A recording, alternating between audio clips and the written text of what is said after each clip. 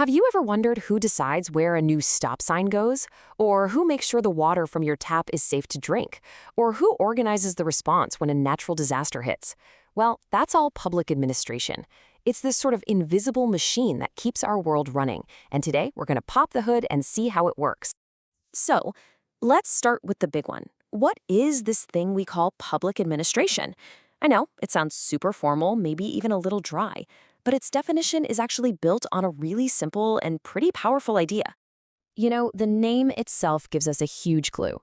It comes straight from Latin, ad plus ministriare, which literally means to serve. And that's it, right there. That's the core mission. The entire field is built around this idea of serving the people. Now, if you go back, one of the classic definitions comes from Woodrow Wilson. He saw it as the practical, get-it-done business of putting laws into action.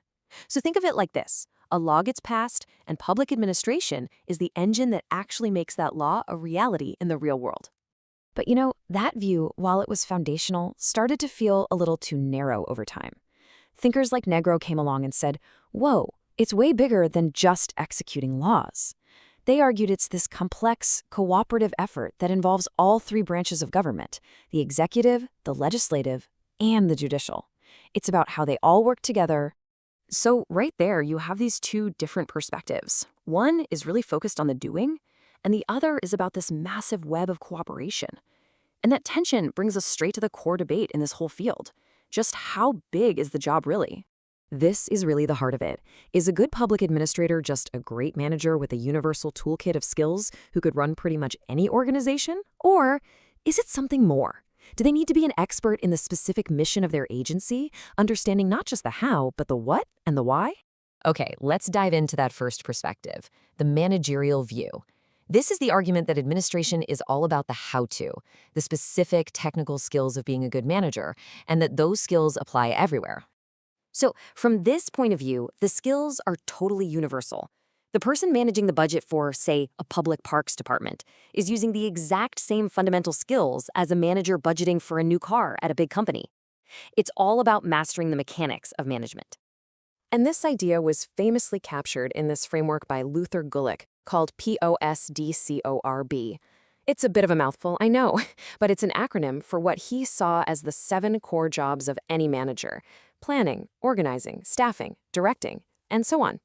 Think of it like the ultimate management checklist, a clean, systematic recipe for running any organization. But as you can probably guess, not everyone was sold on that idea. And that led to the rise of the subject matter view. This perspective basically says, hang on a second. Just knowing how to manage isn't enough. You have to deeply understand what it is you're managing. And this is what they mean by subject matter.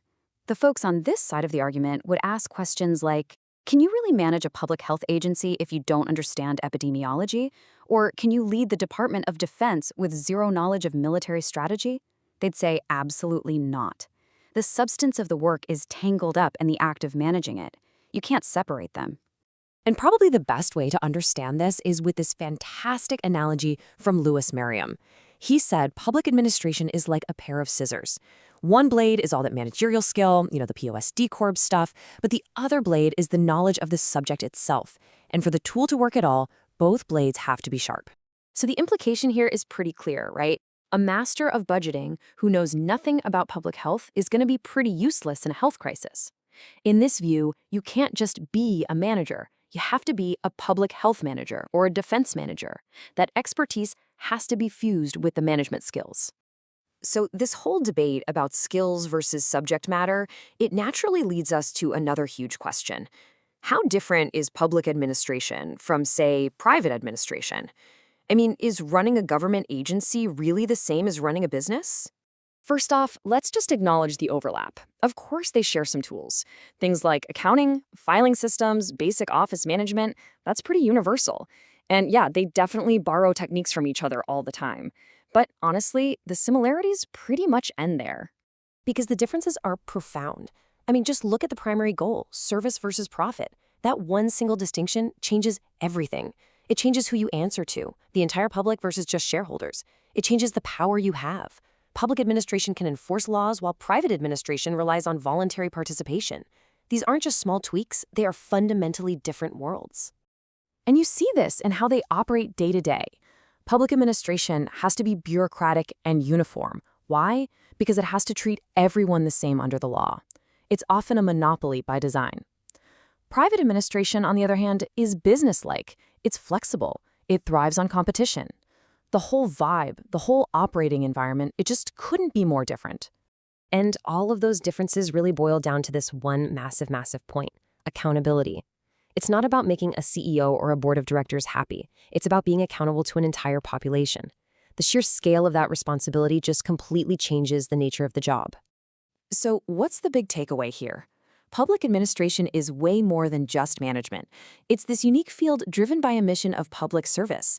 It needs that blend of technical skill and deep subject knowledge, all while being accountable to, well, everyone. Its entire motivation is just different from the private sector. Which leaves us with this huge question you hear all the time in political debates. If private companies are so efficient, why don't we just run the country like a company? Now, based on everything we just talked about, what do you think we would gain from that? And maybe more importantly, what essential public values might we risk losing? That's definitely something to chew on. Thanks for joining me.